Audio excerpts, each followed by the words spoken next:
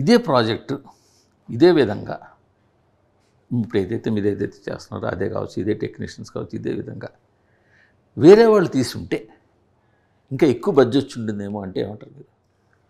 Could be, maybe, but I'm not questioning about the hero. No, I understand. I'll tell you, మీరు అనేదానికి గుర్తుంది.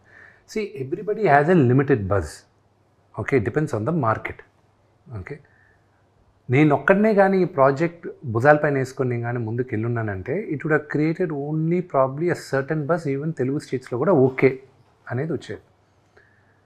But నాకు అలా కాదు. I wanted the story to be very large.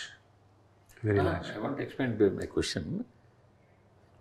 ఎందుకో తెలుగు స్టేట్స్లో ఉన్న సినిమా ఆడియన్స్ జనాలందరి గురించి నేను మాట్లాడట్లా.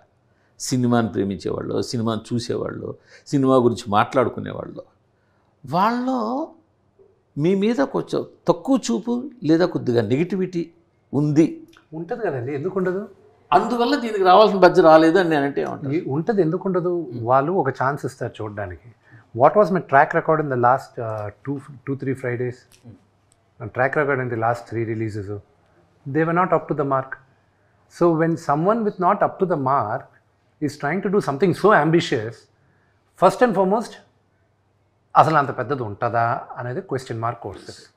ఓకే, రెండోది విల్ ఈ పుల్ ఇట్ ఆఫ్? ఇంత పెద్ద సబ్జెక్ట్ తీసుకున్నాడు, అసలు నిజంగానే వీళ్ళు అనుకున్నంతగా వీళ్ళు ఆగేయగలరా, వీళ్ళు చెప్పినంత బాగా వస్తుందా అనేది ఉంటుంది.